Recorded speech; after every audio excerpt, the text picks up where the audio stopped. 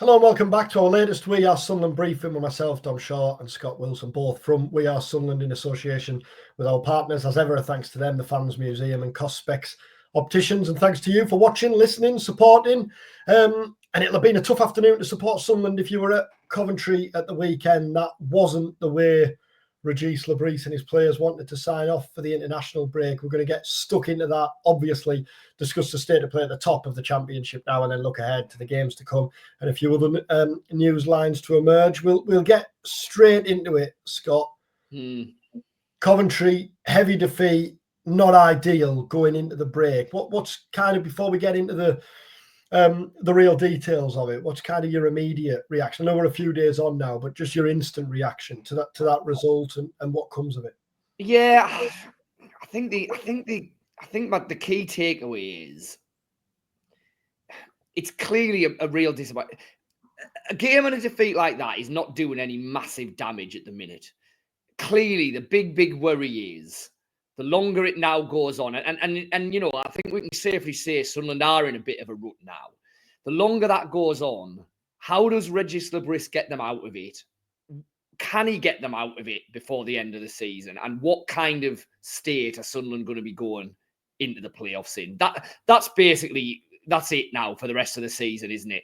You know, Sunderland are not going to finish in the top two. 11 points. I know it's still possible. I know that I'm sure Le Bris at his press conference in a week's time will be saying all the right things. You know, we can't give up on it, except, yeah, that's all fine. It's not going to happen. Sunderland are going to be in the playoffs. But, you know, that on Saturday was arguably their worst performance of the season, definitely up there, against a side who were absolutely bang up for it, who were riding the crest of a wave. Now, that's the type of game Sunderland are potentially going to face in a playoff semi-final. They've got to get themselves somehow into a better shape, a better frame of mind, everything for when they go into those playoffs. And you know, Le Bris has done an awful lot of really good things this season, and he's had an awful lot of challenges. I think this is right up there in terms of the scale of the challenge, simply because we see it time and time again at all different levels of football, that you can say all the right things, but if a footballer knows that when push comes to shove, the result of the game is not the be-all and end-all in terms of determining what happens in the rest of the season, they just slacken off, even if it's just 0.5%, 1%. And they're not trying to do it. I don't for 1 minute think Sunderland's players are protecting themselves or anything. It's just subconsciously that edge isn't there. And that is a worry, I think, now for the 8 games that are left. And the obvious question to ask then, and I know you kind of have this going into every international break, but I think it feels even more pronounced now. The right time for a break, the perfect time for a break, to reset, to take stock, to go again, to lift yourself for the final 8. Yeah, I think it is. I think it is, because it gives Le Bris an obvious opportunity when the players are back to say, right, okay, you know, 8-game block now. This is it. This is our targets. This is what we need to do. So I think it is a good opportunity. Clearly, there's a hope that maybe a couple of injured players might get back, might get nearer. Players who are not away on international duty should get refreshed, etc., etc. So that's the same for all the other teams in the league, don't get me wrong, but I think Sunderland will benefit from that. They have been playing with a very small squad for the bulk of the season, as we know. I still just think, though, these next 3 or 4 games, I think it's still going to be difficult to say, well, what are Sunderland actually playing for here? You know, once you get to the last couple, okay, that's your lead into the playoffs. Yeah, maybe it's a different mindset then, but you know, getting things back on track in these next 3 or 4 games is going to be interesting. I think looking at the form table, the last 6, the championship form table over the course of the last 6, Sunderland is 16th, played 6, won 2, drew 1, lost 3. Over the course of the last 10, the 9th, won 4, drew 3, lost 3. It's just very inconsistent, regardless of the way you look at it, even, isn't it, over the course of the last 10. The obvious question is, I don't think the answer's obvious. Is it a case of Sunderland taking the foot off the gas? Or is it something more deep-rooted and worrying, a loss of form that's going to be difficult to get back? What's your instinctive feel? I think my instinctive feeling is that it's both, and probably one leads to the other. You know, I do think that what's going on here is a reflection of the fact of where Sunderland are in the table and the way the season's panned out. Now, the problem is, do you then just flick a switch when, if and when we get to the playoffs and say, well, okay, that's all forgotten now. This is a playoff semi-final, 2 legs, got to win it, flick the switch, totally different mindset. It's not necessarily that easily. You look at Coventry. Now, I do say there's still 8 games to go. A lot can happen. Coventry could lose 6 of the next 8. But the way things are sitting at the minute, if the playoffs started tomorrow, then Coventry clearly are going in a completely different frame of mind and with a completely different sense of momentum than Sunderland would be. And it's can you put that right? Can you change that? And I guess we'll see. You can, and it can be done. I don't think Sunderland have all of a sudden become a bad team, or there's real deep-rooted problems in that squad that haven't been there all season. No, it's the same group of players. It's the same squad that have done so well this season and have proven what they're capable of. It's just at the minute it feels like it's 80% maybe when clearly when push comes to shove, it's got to be back at 100. Last one on the table. You said there that we can forget about automatic promotion now. The gap's 11 points. The gap to 7th place is 12 points. They're in, aren't they? They're not at any risk of. No, I mean, for all that Saturday felt like, what clearly was a really bad day, and for all that we've said, Sunderland have been stuttering recently. They've still beaten Cardiff at home. They've still won at Sheff Wed. They're going to win games between now and the end of the season. Sunderland are not going to pick up 2 points in the rest and potentially leave themselves vulnerable. No, I think we're miles off that. I think Sunderland will win in their first game back. So, I think I don't see that as being a problem. No. Does Le Bris know his best team at the minute? You think? Because that's interesting, isn't it? Yeah. So in the first half of the season, we've said on countless occasions, haven't we? If there was a playoff final tomorrow, X would be in or Y would be in. And I think, between August and December, probably August and, December, I think Lefay coming in as good as he was kind of complicated things a little bit, didn't it? In that, where does everyone fit in when everyone's fit? But maybe it's not so clear now. No, I think that's fair. I think that's fair for a number of different reasons. I think all of a sudden there is a decision now that clearly is having to be made around Mayenda and Isidore. And is there a number one? Because we've thought all season when push came to shove, Isidore is the number one. Well, is that clear cut now? It's becoming less so. Clearly, if you're going to play the two of them, you're looking at a formation change. So that's another dynamic there. That kind of midfield three of Rig, Job, and Neil that felt absolutely nailed on all season. Well, Rig's had that little bit of a rest. You've got Alan Brown back in the mix now. How does that play out? And then, you touched on Lefay, but there is a decent chance that within a couple of games, certainly, Lefay will be back available. So, we're back to the question of, well, is he a number 10 now? Is he another option on the left? You've got the Mundell-Watson kind of conundrum. Now, now Watson is if not back up to full speed, getting there. I think you're exactly right. I think in 3 or 4 key areas of the pitch, you've got questions that maybe weren't there or weren't as pertinent even just a month ago. And the balance for Le Bris is finding that out. So still maybe tinkering slightly in the coming weeks, but winning games, because for all you've talked there about the need to find momentum, well, the closer the end of the season comes, the more important it is to go into the playoffs with a bit of a bounce. Looking at the table, they've only got, I think, a 2-point gap on 7th place, but it feels increasingly likely that it's going to be Coventry again, doesn't it? If you were, obviously they're 5th now, but that's where the wise money is. They're the consistent team. The teams below them don't look capable of stringing together the wins that Coventry have strung together.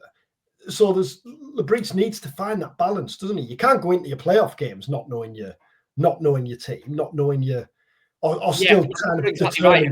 So I think these next 3 or 4 games, have to give us that answer, don't they? Really, is Isidore coming back into the team to be Sunderland's first choice centre forward? Where is Enzo Lafay going to play when he's fit? Is he at number 10? If so, what does that mean for the Rig, Job, Neil axis?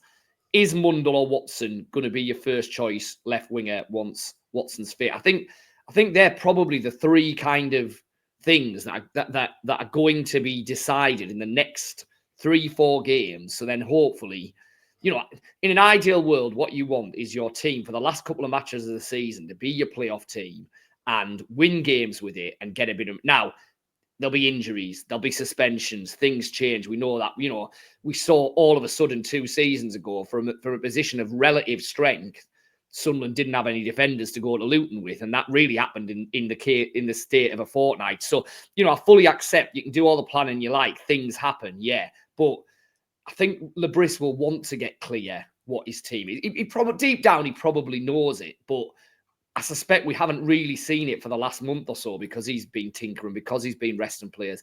I think we will get to a point where we need to see that team and it needs to start winning games. And we've mentioned the coming games a few times there. Well, there they are running across the bottom if you're watching on YouTube. Millwall home, West Brom away, Norwich away, Swansea home, Bristol City away. There's a little bit of everything in there, really, isn't there? The West Brom and Norwich games, I know Norwich have kind of fallen off now and they look very unlikely to finish in the top 6. So they're probably not a dreadful team to be playing. But West Brom away, clearly, before you even consider all the added emotion that's going to be attached to that, is a tough game. Millwall home, and Millwall are going well. That's obviously Alex Neil, of course, and Alex Neil's return to the Stadium of Light. But he's got them just about in the conversation now, hasn't he, for a top 6 finish? But that feels like, when you consider it's West Brom away next, that feels like a really, really big game all at once, doesn't it? Well, I think the Millwall game will be interesting because I think Millwall will view that game as make or break to a large extent for them. You're right. They've got themselves onto the fringe of it, but it is the fringe of it. They're going to need to probably win 3 of the next 4, Millwall, to give themselves a genuine chance. And so, the fact that Sunderland are having this little wobble, I think Alex Neil will be saying, right, we need to go there and win this game. So I think that will be a good test for Sunderland because they're playing a side with a bit of form, a bit of momentum, but they're at home. Let's see how they handle that. Then, like you say, they go to West Brom, which will be really interesting because, yes, you've got all the Mowbray stuff, but I mean, they are bang there, West Brom. They're 6th at the minute. They're absolutely needing results. So, while the next 5 games, to a degree, will give an opportunity, like we've said, for a bit of tinkering, a bit of working out who's going where. Sunderland need to be careful because there's some tough games there against sides who will be absolutely bang up for it against them. Swansea home there looks like the only, and I hesitate to say this in the Championship, but what you'd class as a gimme, or what should be a gimme for a team challenging for automatic promotion, because or promotion, sorry, because we've talked there about Coventry or Bristol City away that follow that. Bristol City aren't in as impressive a run of form as Coventry, but they're definitely on the right track. And I think gun to the head now, if you have to pick your top 6, I'd be inclined to go Bristol City for 6th over West Brom, the way they're playing at the minute. But again, that's a tough place to go. Those Millwall and the Swansea home games especially feel important because it just takes the pressure off those 3 away games ever so slightly if you get good results in those 2 home games. Yeah, I would agree with that because, as we've kind of said, the key thing here is just to avoid a real bad run. I don't think anyone's really deep down expecting that Sunderland are going to win all 5 of those games and thrust themselves back in the automatic promotion mix. So I think what's crucial is that we're not seeing a repeat of last weekend's performance against Millwall at home and against West Brom away, because then all of a sudden the alarm bells really will be ringing left, right and centre. Yes, Sunderland needs some results, but as we've alluded to, picking up points is probably not going to be the be-all and end-all for Sunderland between now and the end of the season, because I strongly suspect they're not going to get enough to go up or few enough to really be in trouble of going down. So I think it's about performance level. It's about just getting back to the standards that Sunderland were hitting for most of the first 6 months of the season. Dennis Sirkin has been forced to pull out of the England under-21 squad, which is obviously a big blow for him. But it's worrying as well, given Elise is already out. I know you've got Leo Hjelde there, obviously, and we know Nyan can move across, but still, it's not ideal at this stage. We don't know the severity of it, do we? But still, it's not ideal. The early indications after the weekend seem to be that Sirkin would have a chance of getting to the England under-21. So that would have given you hope that it wasn't a real serious hamstring issue. Clearly, the fact that hasn't happened now and he's been withdrawn and Sunderland have issued a statement kind of saying he's continuing to be assessed by the medical team. Well, that's a worry, isn't it? That is a worry because Alazy's not going to play again this season. If Sirkin was to become a doubt for the back, the next month and a half and potentially be a doubt for the playoffs, then that is a worry because you've got Leo Hjelde. Now, obviously, he wasn't at Coventry either. His issue does sound like it's very minor. I think Hjelde will be available straight after the international break. You've obviously got Jensen Seelt, who came off the bench for Sirkin at Coventry and who is back available now. But that was his first football at senior level of the season following cruciate surgery. Yes, O'Nien could play there. Yes, Hume could play there and move across flanks. But, as I say, we did kind of see 2 seasons ago that if you're going into really crunch playoff games with what is a makeshift defence, then that doesn't often work out well. So, yeah, fingers crossed that Sunderland will have Sirkin back. I mean, like you say, we need to see what the severity of it is. But it's clearly a worry that he's not been able to join up with England, given that because it was his first call up, you would have thought he would have been absolutely desperate if there was any kind of a chance to be there. What you'd say is it's a good job from Sunderland's perspective that he hasn't taken any risk. Yeah, absolutely. The other thing you'd say is it's a good job Sunderland didn't allow Leo Hjelde to leave on loan in January because it was a possibility for him. And from what Le Bris said a week or two ago, the kind of indications seem to be that they put it on Hjelde to make the decision. They said, well, kind of it's on you, but he had options. But Le Bris had made clear he didn't want him to go. I think it was one of those difficult situations as a manager for Le Bris where he'd made clear he didn't want to go, but Hjelde hadn't played next to no championship football in the first half of the season. And there was no guarantee, really, he was going to play any or much championship football in the second half of the season. And early in the season, he must have looked and seen Alazy and Sirkin and wondered whether his opportunity was ever going to come. It never kind of fails to amaze or surprise, really, does it? Just how quickly things can change. Yeah, absolutely. Yeah, absolutely. And that's where someone like an Alan Brown could be a really, really important player in the rest of this season because, he's another player who can kind of, he can be a defensive midfielder. He can be an 8. He could probably play a wide if you were absolutely gun to the head. And while he has not really played anything like the kind of football he would have hoped to have played when he came in this summer, he's one where you just wonder if he could be increasingly influential between now and the end of the season. Well, it's interesting just on Mepham. I remember when Mepham signed in the summer, and I remember thinking at the time that's an interesting signing because is he going to play? You've got O'Nien and Ballard, and at that stage you're thinking, well, if those two stay fit, Alazy was playing well at the time, wasn't he? Ballard was out injured, wasn't he? Alazy had started the season really well, I think, off the top of my head. And you're thinking, well, where does Mepham fit in? But where would Sunderland have been without Chris Mepham this season? It's a good job, really, that Trey Hume has managed to stay fit. Because there's no obvious replacement there, is there? We had the conversation in January, didn't we? Does Sunderland need to sign it? Need it, yeah. What about Mepham then? We spoke to Chris Mepham and Le Bris in the last few weeks about his future. Mepham said he'd be open to the idea of joining Sunderland in the summer if the opportunity presented itself. Le Bris kind of batted it away and said it's too early to think about that. What do you reckon? How do you see that playing out in the summer? I think there's every chance that Sunderland would look to do a deal there. I mean, that's it. He's a pretty good age. Clearly, to a certain extent, it's going to depend on what division they're in. In what way? Well, I was going to say that.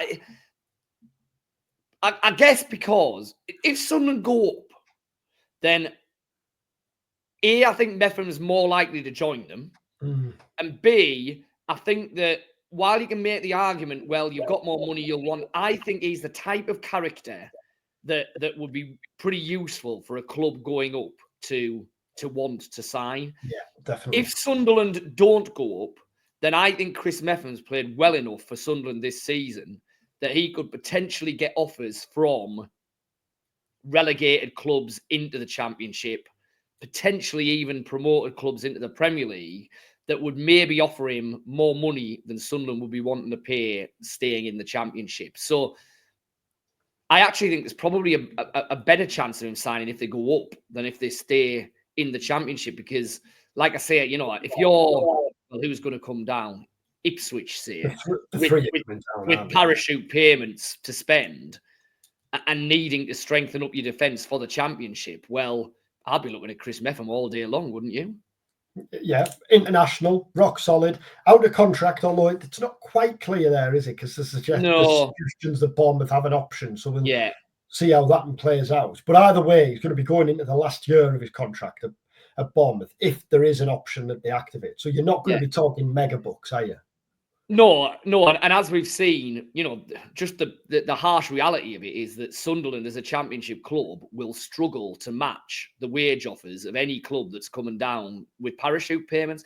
And to be fair, that's not just Sunderland, that's any Championship club that don't have those parachute payments. So, that would be an interesting one. I mean, that said, Mepham's clearly enjoyed himself at Sunderland. I think he values what the club have done for him. So, that would play a part in this as well. But fundamentally, I think Sunderland will want to sign Chris Mepham because I think he's done a very good job and he's shown that he's a potential, well, he's not a potential leader. He's a leader now, isn't he? But he's a potential long-term leader within that dressing room.